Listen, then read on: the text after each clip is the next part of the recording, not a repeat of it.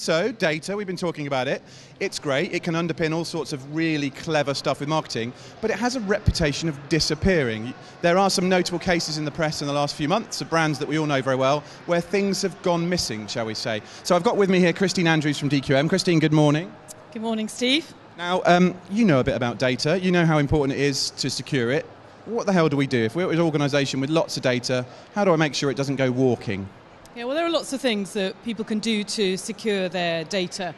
For instance, many of the organisations here are members of the DMA, so they could go for Data Seal, which is an excellent kind of mid-tier data security standard. For those who want to kind of do things in a bit more advanced fashion, there's ISO 27001, again, slightly higher standard for data security. But then there are all sorts of kind of best practice things that people can do to keep their data secure. So I guess it's one of those things that people and organisations won't look at until the problem comes. So it's retrospectively go, bum, all my data's gone missing.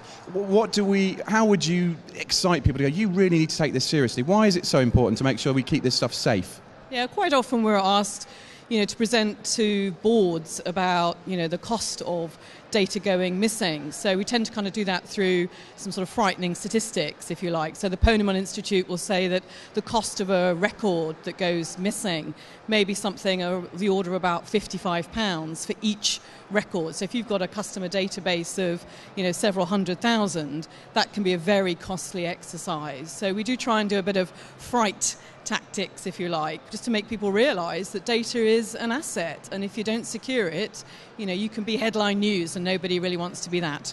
No, not for the wrong reasons anyway. Yeah, I saw a stat the other day that said if a laptop goes missing in an organisation, it costs the organisation something like £40,000 per laptop. Lost time, but also customer data going missing that could be sold on eBay or found on a bus or something like that. That's a problem that's only ever going to get worse for us? I think so, but again, there are lots of very simple things that people can do to secure their data, whether it's, locking down the laptops, whether it's encrypting data, whether it's training people through better processes, better procedures, making sure you've got good information policies, lots of very simple things that can be done to secure data. It doesn't have to be, very costly. Okay, so if we've scared the bejesus out of a few people, where do people go next? Are there any websites we can have a look at that will help? Feel free to shamelessly plug away. Well, of course, there's our website, that's dqmgroup.com. So, we have lots of good advice, lots of best practice, lots of white papers. The ICO have some very good advice around data protection, because obviously data security is a key element of the Data Protection Act. The BSI have some good information themselves, and of course the DMA have excellent information about Data Seal. So lots of places that people can go. Good, and at dma.org.uk, I think. Christine, thank you so much.